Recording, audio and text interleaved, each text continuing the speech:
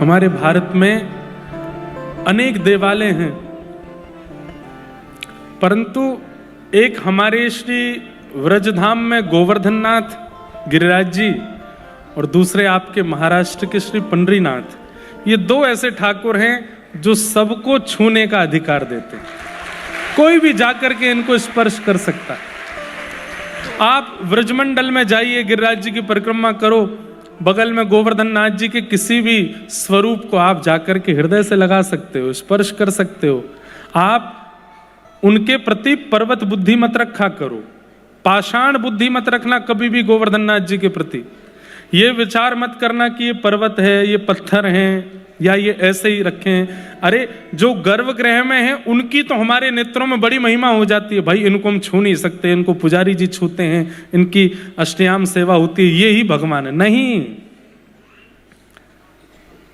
श्री गिरिराज जी, गोवर्धननाथ जी, उनके जो स्वरूप हैं वो जहां आपको दिख जाएं, आप गिरिराज जी की परिक्रमा में कभी कभी भीतर को प्रवेश करके ऊपर मत चढ़ना।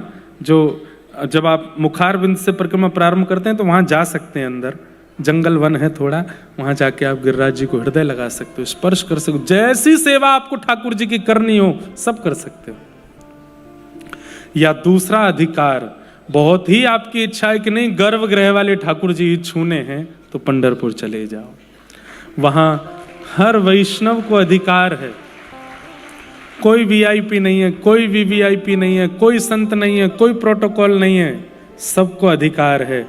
गर्भगृह में जाओ और श्री पंडरीनाथ भगवान के चरणों को पकड़ करके स्पर्श करो, सिर स्पर्श करो, ठाकुर जी के चरणों की सुगंधी अपने माथे से लगाओ, सबको स्पर्श का अधिकार। ऐसे श्री पंडरीनाथ भगवान। धर्म प्रोजित कैतवोत्र परमो निर्मत्सराणां सतां वैद्यं वास्तवमत्र वस्तु शिवदं तापत्रयोन्मूलनम् श्रीमद्भागवते महामुनिकृते किं वा परैरीश्वर सद्यो हृदयवरुध्यते त्रिकृतिभिः शुश्रूषुभिस्तत्क्षणात्। श्रीमद् भागवत जी का दूसरा श्लोक, जहां पर विषय, अधिकारी, संबंध और प्रयोजन की बात की गई। सबसे पहली बात, भागवत का विषय क्या है? तो धर्म प्रोजित कैतवोत्र परमो। सब लोग ध्यान से सुनिए। जिनके श्रवण से सुनने वाले के चित्त में परम धर्म की इच्छा प्रकट हो, वो भागवत जी का विषय। परम धर्म किसे कहते हैं? एक होता है धर्म और एक होता है परम धर्म। जहां शरीर की चिंता की जाए और उस चिंता की निवृत्ति के लिए कोई आध्यात्मिक क्रिया की जाए, उसको धर्म कहते हैं। पर जहां पर आत्मा की चिंता करके, अपने चित्त की चिंता करके और इस देह के भीतर बैठी हुई जो सूक्ष्म आत्मा है उसके कल्याण के लिए कोई कर्म किया जाए, उसको परम धर्म कहते हैं। तिलक लगाना, स्वरूप धारण करना, परिक्रमा करना आदि आदि और भी कई विषय हैं। दान करना, पुण्य करना, आश्रम बनवा देना, असहायों की सहायता कर देना, गरीब लोगों की सहायता कर देना, ब्राह्मण भोजन करवा देना आदि आदि, ये सब धर्म के अंतर्गत हैं, क्योंकि देह की चिंता है। लेकिन जब आत्म चिंता होती है, इस देह के भीतर बैठी हुई उस चित्त की चिंता होती है, आत्मा की चिंता होती है, इसका कल्याण कैसे होगा, उसके लिए जो आप क्रिया करते हो वो परम धर्म है। और आत्मा की चिंता, आत्मा के कल्याण की चिंता के लिए एक ही क्रिया विशेष रूप से होती है, और वो है कथा श्रवण, सत्संग श्रवण। सत्संग श्रवण से देह को लाभ नहीं है, सत्संग श्रवण से आत्मा का ही उद्धार होता है। यहां पर शरीर, अब आप 30 दिन जिम मत जाओ, 30 दिन कथा सुनो, शरीर 1-8 किलो बड़ा हो जाएगा। शरीर का लाभ नहीं है कथा सुनने से, आत्मा का लाभ है, बुद्धि का लाभ है, चित्त का लाभ है। तो जहां पर शरीर की क्रियाएं भूल करके आत्म क्रियाओं पर ध्यान दिया जाए और उसकी निवृत्ति के लिए जो क्रिया की जाए उसको परम धर्म कहते हैं। आप मंदिर क्यों जा रहे हैं? कल हम सिद्धिविनायक दर्शन करने गए रात्रि में। मुंबई के लोग इतना प्रेम से जाते हैं और इतना भाव से सिद्धिविनायक भगवान का दर्शन करते हैं, हमको तो देख के बहुत सुख मिलता है। मुंबई को माया नगरी कहा जाता है, मायावी लोग हैं भी यहाँ पे, पर कहीं ना कहीं मुंबई के लोग कई मुझे बहुत रूटेड भी दिखाई देते हैं, अपने रूट से जुड़े हुए। अब आप लोग ज्यादा रहते हो यहाँ पे, मंदिर में जाकर के देखने में ऐसा लगता है। अभी जब गणपति उत्सव आता है तब देखो मुंबई का हाल अलग ही होता है। यहाँ पर ऐसा लगता है कि भक्ति महारानी यही नृत्य कर रही होगी। गणेश जी भी कई बार यहाँ पर हमारे ठाकुर जी जैसा कभी मुरली लेकर के, कभी कई सारे चित्र देखे हैं वो भी बन के आते हैं। जन्माष्टमी पर देखो कैसा यहाँ पर सुंदर होता है। तो भक्ति स्वरूप है, पर कहीं कहीं माया भी है, उससे कोई दिक्कत नहीं। पर अब कई लोग कल मैंने देखे तो आध्यात्मिक होने से एक चीज होती है कि आपको व्यक्ति के आव भाव, उसके चाल चलन और देखने से पता चल जाता है कि कैसा है। अधिकतर वहां लोग वही थे जो देह के उद्धार के लिए गए। मंगलवार को ही इतनी भीड़ क्यों होती है? क्योंकि ऐसी प्रचलनता या किसी के द्वारा ऐसा कहा गया है कि मंगलवार के दिन गणेश जी के दर्शन करने से पाप दूर होते हैं, संकट दूर होते हैं, पीड़ाएं दूर होती हैं, तुम्हारे जीवन में जो चल रहा है वो सब दूर हो जाता है। तो कहीं ना कहीं देह की चिंता है ना, इसीलिए गए। देह की चिंता से ज्यादा लोग गए, पर आत्मचिंतन से कौन जाता है? अपने आत्म कल्याण के लिए। हे गणपति बप्पा, इस संसार में हम रह रहे हैं, धन कमा रहे हैं, व्यापार कर रहे हैं, सुबह से शाम तक भाग रहे हैं, खूब सब कमा रहे हैं, पर हमारी बस एक ही प्रार्थना, इस शरीर में दोबारा ना आना पड़े। ऐसी क्रिया हमसे करवाना कि जब इस दुनिया से जाएं तो बस अंतिम जन्म ही हो हमारा, यहां आना ना पड़े दोबारा। हमारे इस चित्त को आप निवृत्त कर दीजिएगा, निवृत्त करके इसको सद्गति प्रदान कर दीजिएगा। जनसंख्या बढ़ रही है, इसका मतलब क्या है? वैकुंठ और स्वर्ग में ताले लग रहे हैं, हमको जाने को मिल नहीं रहा है, तभी तो बार बार आ रहे हैं यहाँ पे। पुनरपि जननम पुनरपि मरणम पुनरपि जननी जठरे शयनम। ये जनसंख्या बढ़ने का कारण, इससे ये बात सिद्ध होती है कि वैकुंठ गमन नहीं हो रहा है, मुक्ति नहीं मिल रही लोगों को, तभी तो दोबारा जन्म ले रहे हैं। और उसमें भी बहुसंख्या एशिया के देशों में है। तो आत्मचिंतन से, आत्म कल्याण के लिए देव आराधन कि हे नाथ, भज गोविंदम गोविंदम भज मूल मते। आदि गुरु शंकराचार्य कहते हैं गोविंद भजो, क्योंकि गोविंद को भजोगे तभी पुनरपि जननम पुनरपि मरणम इस चक्कर से बच पाओगे। और इसी को कहते हैं परम धर्म। यही परम धर्म है। परम धर्म का दूसरा स्वरूप हमारी वृंदावन रीति में आ जाओ। तो अभी जो हमने बताया परम धर्म का मतलब वो सार्वजनिक रूप से है, लेकिन अब वृंदावन रीति से अगर पूछो, वृंदावन रीति मतलब प्रेम रीति से यदि पूछो, तो परम धर्म क्या है?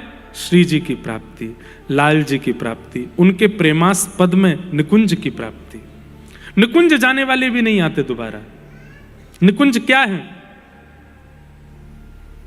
बिहरत लाल बिहारी ने दो, यमुना जी के तीरे तीरे। ये निकुंज है। कल भी मैंने एक पद गाया था ना, चलवा पिया के देश। वो देश कैसा है? वहां पर ये संसारी अपवाद नहीं है, वहां भूख नहीं लगती, वहां प्यास नहीं लगती। भूख क्या है? श्री राधारमण जी को देखना ही भूख है, और उनके सुंदर स्वरूप का आस्वादन ही प्यास है। वहां भूख प्यास नहीं लगती, वहां सोना नहीं होता, वहां केवल नित्य बिहारी लाल जी के नित्य विहार का दर्शन, बस यही है निकुंज। हम कोई सहचरी बन जाते हैं उस निकुंज की, और सहचरी बन करके कभी कृपा होती है तो ठाकुर जी हमको कोई सेवा दे देते हैं। अरे सखी तू बड़ी मटक रही है ना, कितकुआ कहा सेवा, बोले तू एक काम कर, बोले कहा, तू बीड़ी बनाए कर, बीड़ी मतलब पान, छोटे छोटे बीड़ा, और मुँह को पवाए कर। ऐसी कोई सेवा कभी ठाकुर जी निकुंज में दे देते हैं। अरे सखी, तो को देख के तो ऐसा लगे तू माला की सेवा करे कर, तू श्री जी की ये सेवा करे कर। वहां ठाकुर जी अपना परिकर हमको बना लेते हैं और अपना परिकर बना करके हमारे साथ विहार करते हैं। वहां संसार के यश वैभव, वाद अपवाद, धन संपत्ति, मान लोक प्रतिष्ठा, ये सब नहीं है। वहां केवल ये है,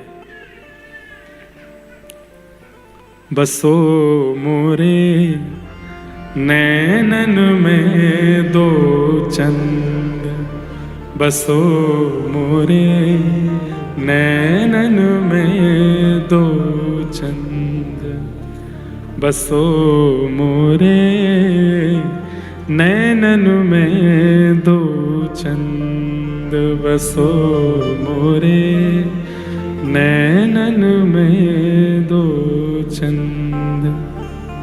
बस और कुछ नहीं। तो वृंदावन रीति से वो निकुंज है। सांसारिक रीति से वैकुंठ की प्राप्ति, जहां पर शंख चक्र गदा पद्मधारी श्रीमन नारायण विराजमान हैं और आपको वैकुंठ प्राप्त हो गया है। यदा कदा कभी ठाकुर जी निकलते हैं, आपको कोई सेवा दे देते हैं। 5 प्रकार की मुक्ति होती है। प्रसंग आएगा कल के प्रसंग में, उसका फिर विस्तार से मैं वर्णन करूंगा कौन कौन सी मुक्ति होती है। तो मुक्ति के लिए यत्न करना ये परम धर्म है। मुक्ति मतलब इस संसार में पुनर्ना आना पड़े, वही मुक्ति है। और उसके लिए जो यत्न है वो परम धर्म है। यही भागवत का विषय है कि सुनने वाले श्रोताओं को यह सिखाया जाए कि भाई ऐसी जीवन क्रिया करो, ऐसा नियम रखो, ऐसा स्वभाव रखो, ऐसे विचार करो कि आपके क्रिया विचार स्वभाव कर्म से पुनर्जन्म की स्थिति ना बने। ये जो सिखावे वो भागवत का विषय। दूसरी बात, इस भागवत प्रसंग का अधिकारी कौन है, कौन डिजर्व करता है यहां बैठना, ये सुनना और इसका पालन करना। तब कहते निर्मत सराणाम सताम, जिसके चित्त में मात्सर्य दोष नहीं है। कितनी बड़ी बात, मैं लगभग कथा में इस बात को कोट करता हूं कि सबसे बड़ा दोष क्या है संसार में? काम बड़ा दोष नहीं है। इसका मतलब ये नहीं कि काम दोष ही नहीं है, दोष तो है, पर बहुत बड़ा दोष उसके कारण ठाकुर जी ना मिले। सबसे बड़ा दोष उसको मानो जिससे ठाकुर जी आपसे नजर हटा लें, वो सबसे बड़ा दोष है। और वो सबसे बड़ा दोष है क्या?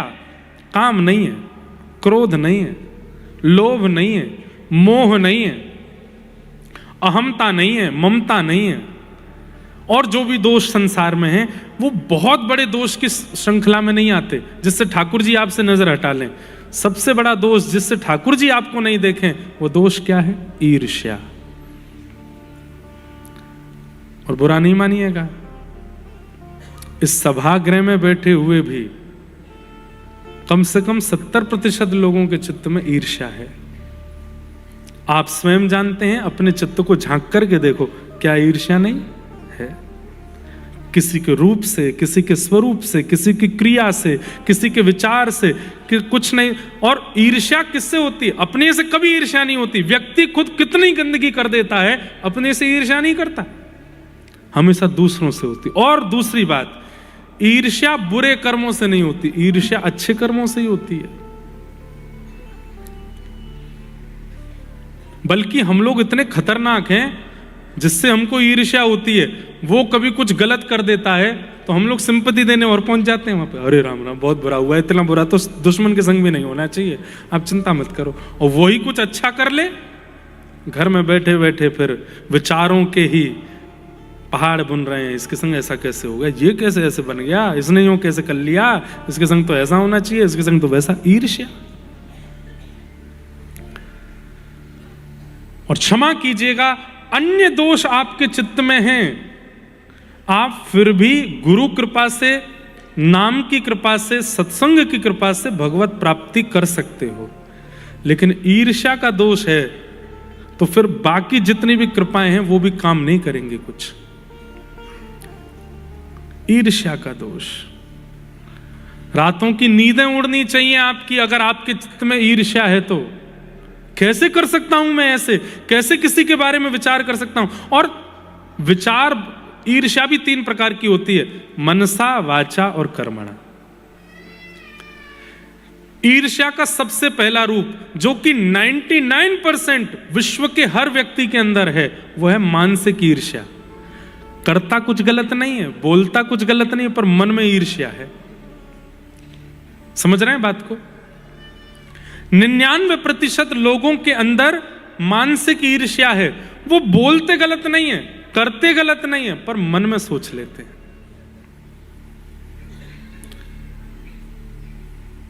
इनके साथ ऐसा कैसे हो गया, ये ऐसे कैसे कर सकते हैं, ये कैसे प्राप्त हो सकता है इनको, ये इतने बढ़िया क्यों है, ये ऐसा क्यों। और ये मानसिक ईर्ष्या। और जब मानसिक ईर्ष्या उसके साथ और पाप जुड़ जाते हैं तो वो मानसिक ईर्ष्या वाचा ईर्ष्या में प्रकट हो जाती है। फिर व्यक्ति जो मन में ईर्ष्या कर रहा है वो वाणी से भी करने लगता है। 4 लोगों के बीच में बैठे थे और उस व्यक्ति की चर्चा हुई जिससे ईर्ष्या हुए है। भाई उसकी बात मत करो, हमसे पूछ लेना, हाँ हम सब जानते हैं कैसा है क्या है, ठीक है, हमारे सामने मत बोलो।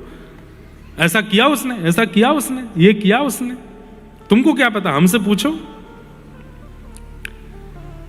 ये वाचा की ईर्ष्या। जब मानसिक ईर्ष्या के साथ और पाप जुड़ जाते हैं तो वाचा की ईर्ष्या प्रकट हो जाती है। और जब आप प्रचंड पापी हो जाते हैं तो फिर मनसा वाचा से उठ करके आप कर्मणा ईर्ष्या में आ जाते हो। आप करने लगते हो कि ऐसा कुछ करूं कि इसके साथ कुछ अपराध हो, इसके साथ कुछ गलत हो, इसकी निंदा हो, इसके साथ ये हो। वो कर्मणा ईर्ष्या है। और ईर्ष्या यदि मनसा, वाचा और कर्मणा तो बहुत आगे की बात है, मनसा ईर्ष्या भी है तो एक बात याद रख लीजिएगा, ठाकुर जी की मिलने की जो डायरी बोल लो या फिर वो लाइन बोल लो या फिर वो स्थिति बोल लो, उसमें आपका नाम दूर दूर तक नहीं है। कामी को मिल जाएंगे ठाकुर जी, क्रोधी को मिल जाएंगे, लोभी को मिल जाएंगे, और दोष वालों को मिल जाएंगे। अरे कहां तक कह दूं, स्वपच भक्ष खाने वाले को भी ठाकुर जी कृपा करके प्राप्त कर सकते हैं, पर ईर्ष्यालु को प्राप्त नहीं होते। इसलिए हमारी प्रार्थना, आज से अपना भजन अन्य भावों को बाद में, श्री जी की प्राप्ति हमारी फर्स्ट प्रायोरिटी हो जाती है। हम लोग नाम दीक्षा लेते ही, नाम जप लेते ही, गुरु आज्ञा प्राप्त करते ही, धाम जाते ही सबसे पहले हमारी इच्छा, आज से ही सबसे पहले श्री जी की प्राप्ति हो जाए, इसी भाव से नाम जप कर रहे हैं। नहीं, पहले अपने अवगुणों की लिस्ट बनाओ। पहले श्री जी मैं आपके लायक बनूंगा, पहले आपके लायक बनने के लिए ये दोष मेरे अंदर है, इन दोषों को नाम से नष्ट करूंगा, तब मैं आपकी प्राप्ति के लिए भजन करूंगा। छोटे छोटे बच्चे आते हैं, महाराज जी श्री जी क्यों नहीं मिल रही, वृंदावन क्यों नहीं मिल रहा, धाम की कृपा क्यों नहीं हो रही। आप पहले योग्य तो बनो, पहले उस लायक तो बनो, और उस लायक बनने के लिए पहले अपने स्वभावों का चिंतन तो करो। हर दिन अभी मेरे अंदर जो काम है उसको समाप्त करने के लिए कुछ दिन का नाम जप है कि ये काम समाप्त होना चाहिए। अब धीरे धीरे लगने लग जाए कि हाँ अब काम विश्राम में है, अब क्रोध के लिए नाम जप करो, अब लोभ के लिए नाम जप करो, अब ईर्ष्या के लिए नाम जप। और एक बात, एक बिल्कुल अंतिम बात कह दूं, काम क्रोध लोभ के लिए तो नाम जप बाद में देख लेना, आप केवल ईर्ष्या के लिए नाम जप करो कि मुझे ईर्ष्या ना हो किसी से।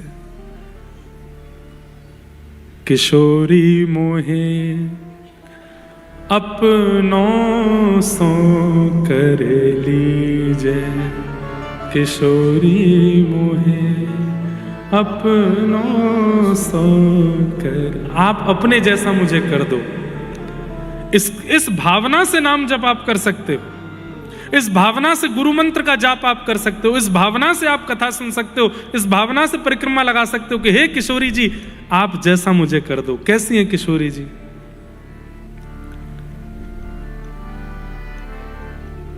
सहज स्वभाव पर्यो नवल किशोरी जो को सहज स्वभाव परो, नवल किशोरी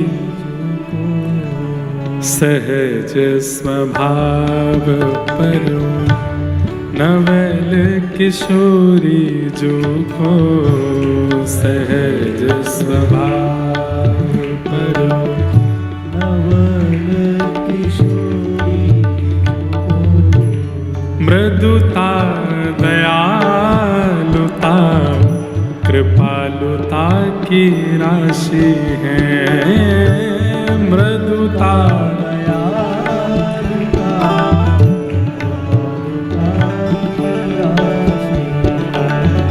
सब सखियां कहती हैं अरे श्यामाजू इतनी भोरी हो आप। बोले कैसी भोरी? अरे भैया जब कोई व्यक्ति चलता है और छोटे छोटे चैंटा चैंटी या छोटे छोटे कीट पतंग भी अगर मार्ग में होते हैं ना तो व्यक्ति की चाल की धमक से डर करके भाग जाते हैं। लेकिन हमारी वृषभानु नंदिनी जब किशोरी जी चलती हैं ना तो मार्ग में छोटे छोटे कीट पतंग चैंटी चैंटा आ भी जाते हैं तो रुक जाते हैं। क्यों? इतने निर्भीक हैं, वे जानते हैं कि किशोरी जी इतनी कोमल अंग की हैं कि ये चरण रख भी देंगे तो भी हमारे प्राण ना निकले, वो निकल भी गए तो निकुंज की प्राप्ति हो जाएगी। वो भी डरते नहीं है। किशोरी जी चलती भई आ रही हैं, चैंटा चैंटी छोटे छोटे कीट पतंग वो स्थिर हो जाते हैं। अरे सखियों को बुहारना पड़ता है, किनारे करना पड़ता है। श्यामाजू कभी देखा होगा किसी चित्र में या किसी भावना में कि किशोरी जी चल रही हैं, क्यों चमर डुराए जा रहे हैं, क्यों आगे सोहनी लेकर के सखियां चल रही हैं, क्यों छत्र चमर लेकर के चल रहे हैं। अरे भैया जब किशोरी जी निकलती हैं तो जितने भी छोटे छोटे कीट पतंग हैं वो समीप आने का प्रयास करते हैं कि स्पर्श हो जाए और हमारा उद्धार हो जाए। उन्हें भय नहीं लगता किशोरी जी से। अरे चैंटी चैंटा जैसे भी जिनसे ना डरे वो हमारी किशोरी जी। हम उन्हें कैसे प्राप्त कर सकते हैं इतने दोषों में होते हुए?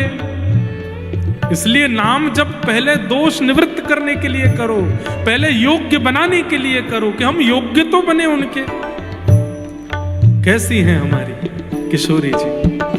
हे ऐसी सुकुमारी प्यारी लालजू की प्राण प्यारी, ऐसी सुकुमारी